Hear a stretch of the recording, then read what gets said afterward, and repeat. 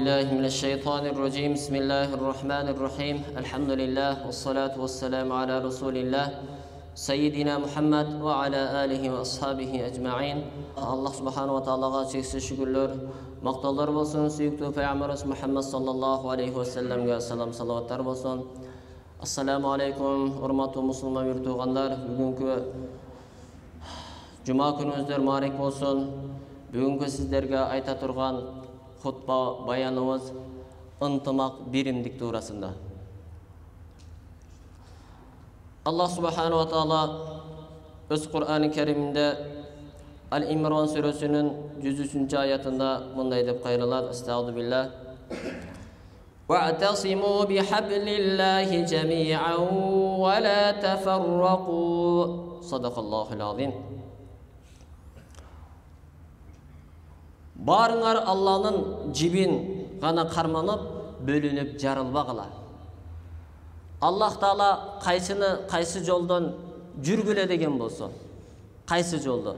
Allah Taala qaysı nerseni haram, qaysı nerseni adal dep Allah Taala bizge көрсөтүп берген барысын.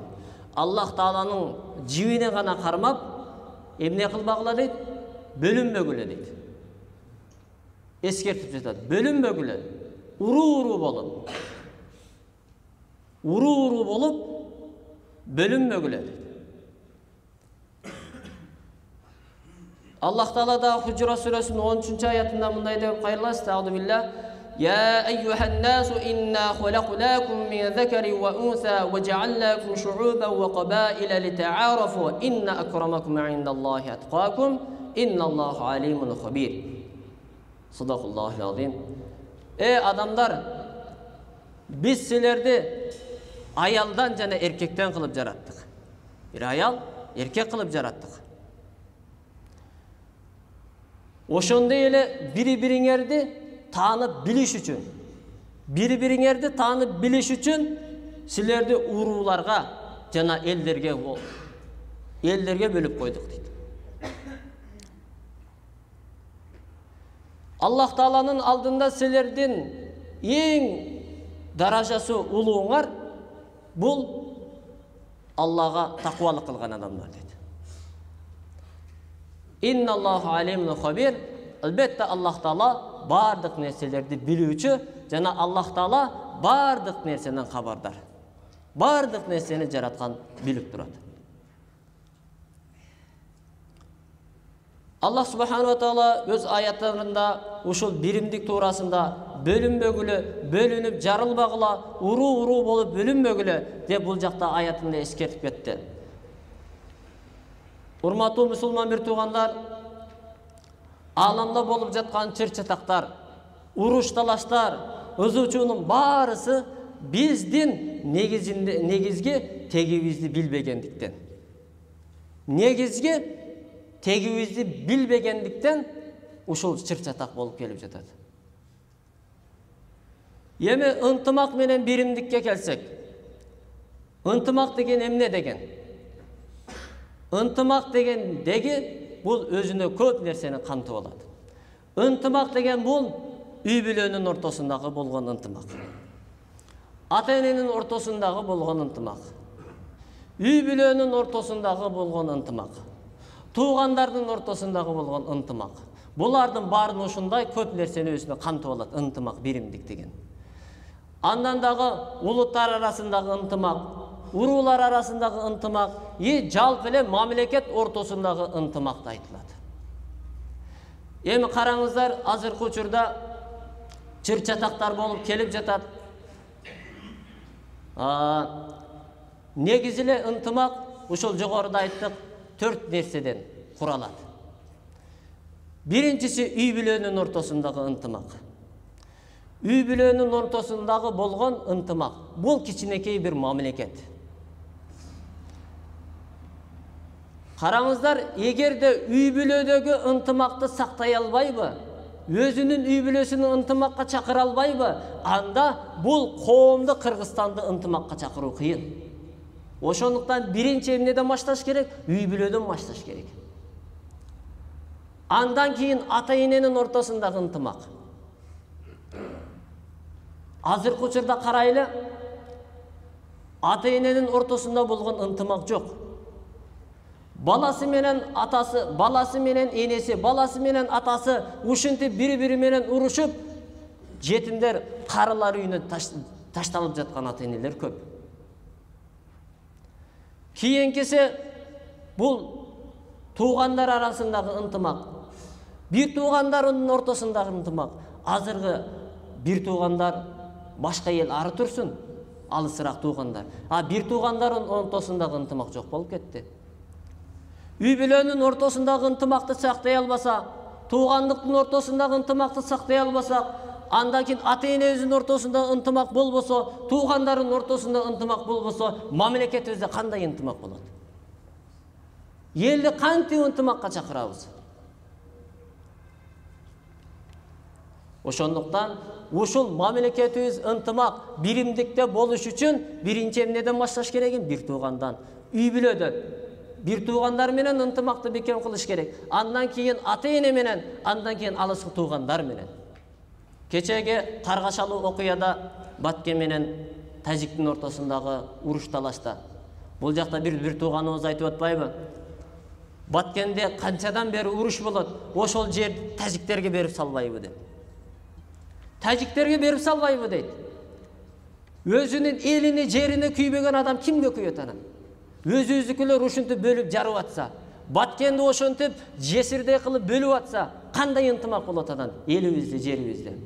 Караңыздар, уялбастан ушул өзүбүздүн мекенибиз болгон, 7 областтын бири болгон Баткенди тажиктерге берип салбайбы деп атпайбы?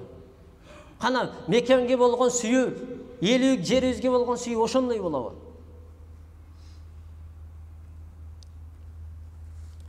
Биз элибиз, жерибиз көп нерсе жактан, биздин сүйлөгөн диалектибиз, тилибизден эле бир аз айрым болбосо, каада салтыбыз баары бирдей эле. Караңыздар, жараткан Аллах Таала жалгыз дейбиз. Ла илаха иллаллах Мухаммадур Расулуллах. Аллах жалгыз, пайгамбар анын элчиси дейбиз. Бул да караңыз. Сиз да айтабыз, биз да айтабыз. Баарыбыздын тилегибиз бир. Кудайыбыз Аллах. Бул дүйнөгө рахмат үчүн келген пайгамбар дейбиз. Пайгамбарыбыз Мухаммад саллаллаху алейхи ва саллям дейбиз. Караңыздар, биздин пайгамбарыбыз дагы бир го. Ырыскы берип жаткан Аллах дейбиз. Бардыгыбыз эле Аллах дейбиз. Ырыскы берип аткан Аллах дейбиз. Баарыбыз эле ошентебиз. Аллахыбыз жалгыз турбайбы? Бир болуп турбайбы? Анан дагы эмнеге бөлүнөбүз? Түндүк, түштүк. Мен бул нерсени өзүм эле башымдан өткөрдүм. Бир телефон алайын деп сумга барсам, менин такыямды көрүп, сен сартсың деп атпайбы? Ошол деле биздин обласыбыз башка болгонубуз менен атабыз бир. Атаң ким десе Манас деп айтабыз. Энең ким десе Каникей деп айтабыз да, туурабы? Караңыздар, сен мага тиктеп туруп, сен сартсың, сен ош тажик сен сартсың деп атпайбы? Караңыздар, ушинтип бөлүп жарып атса, эли жерибизде кандай ынтымак болот анан? Ынтымагы бар жерде дайыма береке болот. Ынтымагы жок жерде дайыма ушундай уруш талаш көп болот.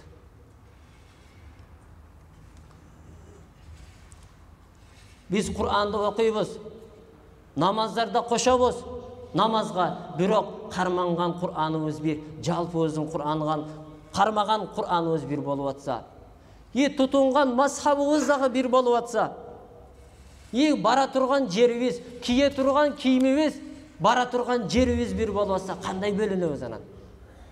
Ошондуктан сен түндүксүң, түндүктөнсүң, сен түштүктөнсүң деп бөлүнбөй, дайыма биримдиктүү болсок, иншалла мамлекетибизге алдыга сүйрөгөнгө аракет кылабыз. Аллах субханаху ва таала дагы Бакара сүрөсүнүн 191 аятында мындай деп айтат: "Астагфиру билlah вал фитнату акбару минал катл." Садакаллахул азим. Бузукулук бул адам өлтүрүүдөн да жаман дейт. Бузукулук адам өлтүрүүдөн да жаман. Бул фитна. Адамдардын эки уруунун ортосуна бир фитна чыгаруу. Ушундай да, сен тияктансың, сен сартсың деп ушинтип, эки элдин ортосуна, уруулардын ортосуна чыр салуу, бир фитне чыгаруу бул адам өлтүргөндө дагы азабы чоңураак дейт.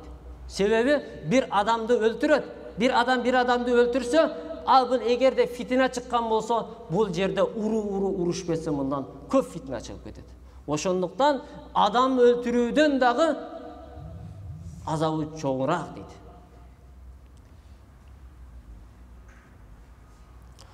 Аллах субхана ва таала дагы Бакара сүрөсүнүн 217 аятында дагы мындай дейт: "Астагфиру билlah, ал-фитнату ашадду минал qatl." Садакаллахул азим. Фитна, бузукулук адамды өлтүрүүдөн дагы чоңураак күнөө деп дагы тастыктап айтып атат. Караңыздар, эки элдин ортосуна бир чырды чыгарып, фитнени чыгаруу күнөөсү адам өлтүргөндөн дагы жогору дейт.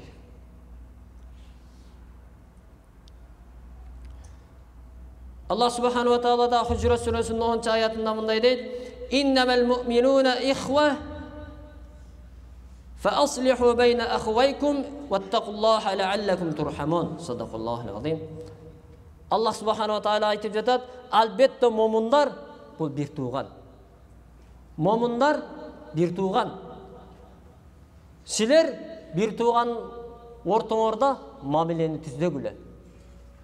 Бири-бириңердин ортоңордогу болгон мамилени түздөгүлө. Аллах Таалага такыбалык кылгыла, мүмкүн силер Аллах Тааланын ырайымына жетерсиңер" дейт. Караңыздар, биз өзбек, кыргыз, тажик улутубуз башка болгону менен, бирок биздин ким? Атабыз бир. Энебиз бир. Атабыз адам, энебиз Хава энебиз. Бир ата бир энеден тараганбыз. Азыркы учурда бир болбогон бир жердин айынан ушундай бир 200 мунафык адамдардын ортосунан же 3-чү адамдын ортосунан ушундай эки мусулман бири-бирине кырып жатат азыркы учурда. Эки мусулманды уруштуруп коюп, өзү 3-чү болуп, тиякта эки мусулмандын кырылганын тамаша кылып жатат. Ошондуктан келиңиздер мусулман бир туугандар, ойгонойлу, көзүбүздү ачайлы. Азыркы учурда бир муштумга жыйылайлы. Азыр ошондой учур келди. Сен намазың тигинде экен, сен кол көтөрүп окуйт экенсиң, сен моуну кылат экенсиң деп бөлүнүп жарылбастан, азыркы учурда вахтат, биримдик керек. Биримдик керек. Сен башка тайпадасың, окуса окуй берсин, кааласа колун көтөрүп окусун, башка кылып окусун. Кандай болгон чакта дагы баарыбыз биздин Кудайыбыз ким? Жалгыз Аллах.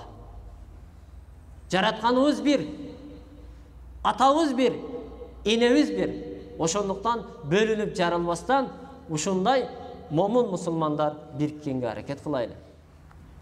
Аллах субхана ва таала да Худжурат сүрөсүнүн 11 аятында мындай деп кайрылат: "Астагфиру билlah, يا أيها الذين آمنوا لا يسخر قوم من قوم عسى أن يكونوا خيرا منهم ولا نساء من نساء عسى أن يكن خيرا منهن ولا تلمزوا أنفسكم ولا تنابزوا بالألقاب بئس الاسم الفسوق بعد الإيمان ومن لم يتب فأولئك هم الظالمون." صدق الله العظيم. Ey imandılar, bir el ekинчи башка bir eldi шылдыңдабасын дейт.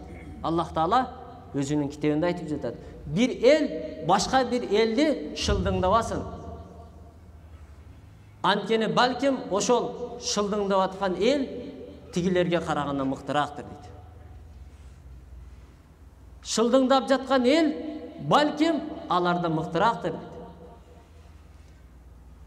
Ошондой эле аялдар дагы башка бир аялдарды жамандабасын. Балким ошол жамандап аткан аял тиги аялдардан, жамандалып жаткан аял тиги аялга караганда жакшыраактыр. Өзүңөр бири-бириңерди жемелебегиле дейт. Бири-бириңердин айыбыңарды ачып, Азыркы учурда ошондой болуп калды да. Өзүнүн даражасына бир жогорураак даражага жетиш үчүн өсүп бараткан адамдын эмне кылабыз? Бутунан тартып коебуз. Иштей турган адамдын бутунан тартып салабыз. Эмне кылыш керек? Ошонун ордуна өзүм отурайын деген максатта. Азыр ошондой болуп калды. Көтөргөндүн ордуна кайра аны жыгытыштын айласын издеп калганбыз да. Андан кийин бири-бириңерди жакпаган аттар менен айтпагыла. Жанагыдай бизде ошондой болуп калган го. Бочка деп. Негир. Өзүнүн аты бар. Кудай Таала жаратканда кулагына ата-энеси азан чыкырып, ат койдурган. Бек Турсун. Жол болсо Абдуллах деп аттарды койгон. Бек Турсун деген ордуна мисалы түсүнө карап туруп, жол болсо Бочка деп коебуз да. Ошондой аттар менен чакырбагыла дейт.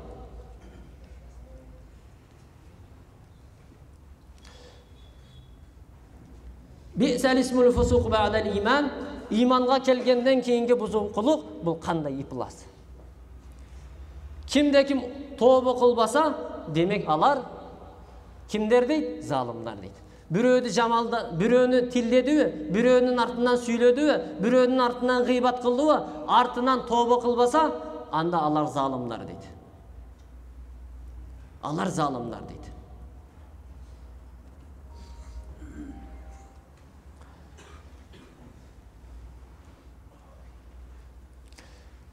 Аллах субхану ва таала адам баласыны жаратканда ушундай кооз кылып жараткан. Кээ бирөөлөрдүн Аллах Таала жараткан азыркы учурда семиз кылган болсо, семиз болгон болсо, аны ошол семиз бойдон чакырба дейт. Себеби оны кандай кылбасын, кандай жаратпасын, Аллах Таала ошондой жараткан. Себеби аны Бочка деп атына лакабы айтып, жамандап айтканга адамдын укугу жок. Себеби ал жаратуучу эмес. Ошондуктан бирөөдү чакырса дагы эмне Аллах Таала жараткан учурда ата-энесинин кулагына эмне деп чакырылган, азан чакырылып, ат коюлган болсо, ошону менен чакырыш керек. Пайгамбарыбыз саллаллаху алейхи ва саллям өзү туулуп өскөн, чоңойгон жери Макка Мукаррамада. Ошол жерде өстү. Ошол жерде мушриктер канчалаган кордукту көрсөттү. Адам кылбай турган нерселерди кылдырды да. Кылды. Пайгамбарыбызды ушунчалык кордоду. Андан кийин аргасыздан Пайгамбарыбыз саллаллаху алейхи ва саллям туулуп өскөн мекенини таштап хижрат кылганга барды. Аллах субхану ва таала буйрук берди Мадинага көчкөнгө. Пайгамбарыбыз саллаллаху алейхи ва саллям Мадинага келген учурда Мадинанын келерден алдын анын аты башка эле. Мадинадын негизи өзүнүн аты Ясрип деген. Бул ошол Мадинада биринчилерден болуп отурукташып калган адамдын аты Ясрип, ошонун атынан коюлуп калган экен. Ясриптин мааниси бузулуу деген. Бул ат пайгамбарыбызга жакпагандан кийин пайгамбарыбыз ал атты өзгөртүп Мадина деп койгон. Ушул пайгамбарыбыз ат койгондон бери азыркы учурда Мадина деп аталып келет. Бул Макка шаарына караганда бул Мадина шаары абасы таза, суусу таза, ушундай жер болгондуктан Аллах Таала буйрук берди Мадинага көчкөнгө. Пайгамбарыбыз саллаллаху алейхи ва саллям Мадинага келген учурда Мадинада болжол менен 10.000 деген адамдар жашаган. Мунун арасында христиандар дагы болгон, мусулмандар дагы болгон. Ошол учурда мусулмандардан Аус жана Хазрач уруулары жашап келген. Ошол экөө Аус жана Хазрач уруулары эки бир туугандан тараган адамдар, мусулмандар. Эки бир туугандан тараган мусулмандар. Ошол эки мусулмандардын ортосунда Баус деген согуш болгон. Пайгамбарыбыз келерден алдын Баус деген согуш болгон. Бул 120 жылга созулган дейт. Караңыздар, эки эле бир туугандын балдары ушундай согушуп келген. 120 жылга чейин созулган дейт. Бул эки бир туугандын балдарынын ортосунда уруш болуп, канчалаган атак даңкка жеткен адамдар, баатырлар ошол согушта кырылып кеткен дейт. Бул Пайгамбарыбыз саллаллаху алейхи ва саллям Маккадан Мадинага көчүп келерден 5 жыл мурда токтогон экен да. Пайгамбарыбыз саллаллаху алейхи ва саллям Мадинага келгенден кийин караңыздар, Пайгамбарыбыз саллаллаху алейхи ва саллямдын кичипейлигине, Пайгамбарыбыз саллаллаху алейхи ва саллям ушундай эки бир туугандын балдарыны ынтымакка чакырып жараштырды. Эки бир туугандын балдарын 120 жылдан бери согушуп келип жаткан эки урууну не кылды? Ынтымакка чакырып жараштырып койду.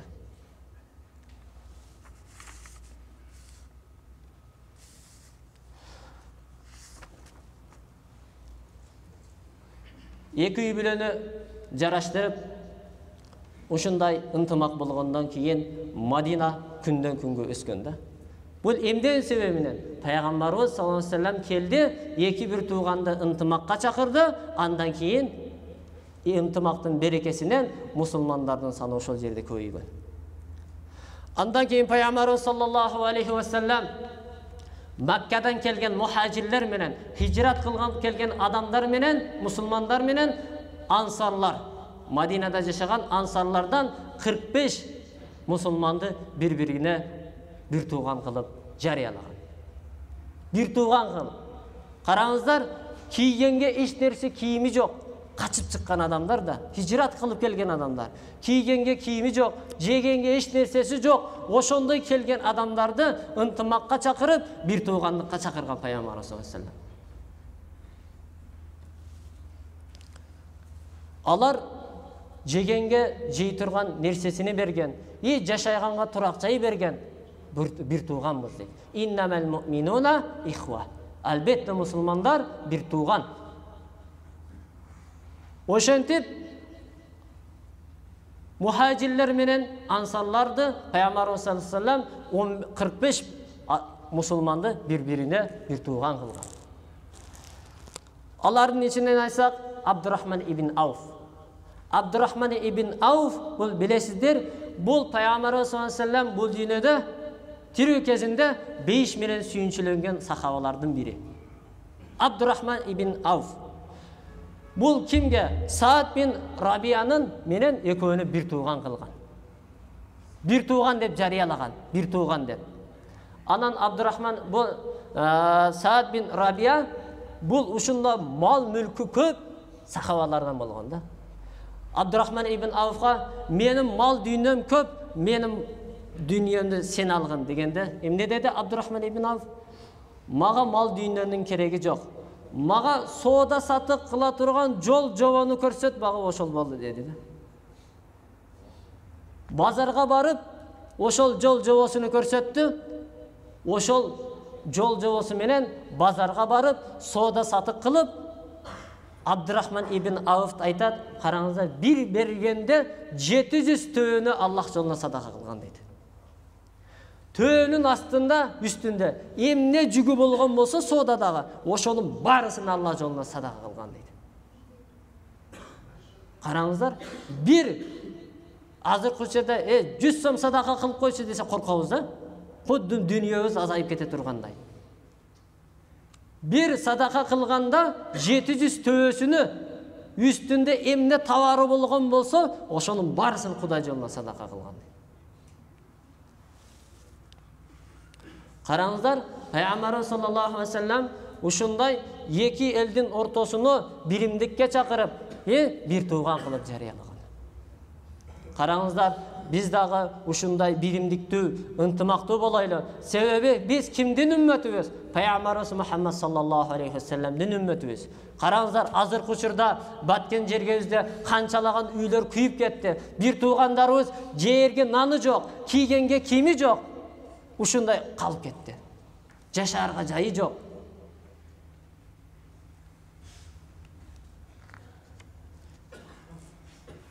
Ошол бир туугандарыбызга колдон келишинче жардам берели. Себеби Пайгамбарыбыз саллаллаху алейхи ва саллам Мадинага келген учурда ансарлар кандай тосуп алды? Пайгамбарыбызды ушундай күлүп жайнап жайгашканга жай берди. Ичкенге, жегенге нан берди. Баарысын берип, Пайгамбарыбыз саллаллаху алейхи ва салламны ушундай күтүп алган.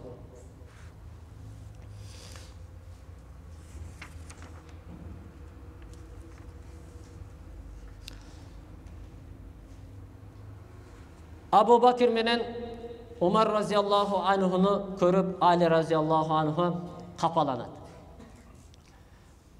Абу Бакир Сыддык менен Умар разияллаху анху кол кармашып келе жаткан болот.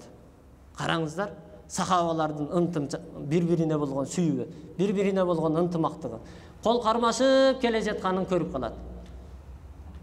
Пайгамбар саллаллаху алейхи ва саллам анан айтат да: ким эгерде мурункулардын дагы, кийинкилердин дагы ортолорунда биримдик, түбөлүк бейиштик болушун кааласа, анда Абу Бакир менен Умарды көрсүн деди.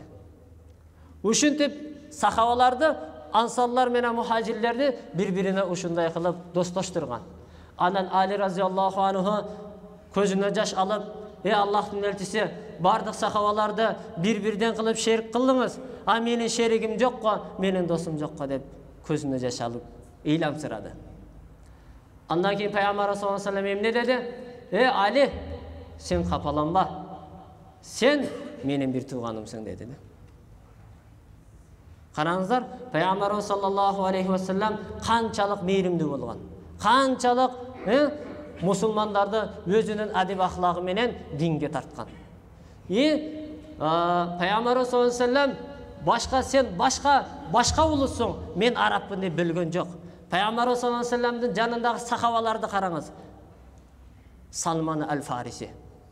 Бул фарс болгон. Бирок Пайгамбарыбыз эмне кылып бөлдүбү? Сен фарссың дедиби? Билген жок. Бул дагы сүйүктүү Пайгамбар саллаллаху алейхи ва салламдын жакшы көргөн сахабаларынан болгон. Аллах субхану ва таала ошол айтылган ар бир хадистерге амал кылуучулардан кылган болсун. Аллах субхану ва таала ошол элибизге, жерибизге, үй бүлөбүзгө, бир туугандын ортосунда, тууганчылыктын ортосунда ошол мамлекетибизге биримдик, ынтымак, махаббат берсин. Ва ахиру даъвана анил хамдулиллахи раббил аламин.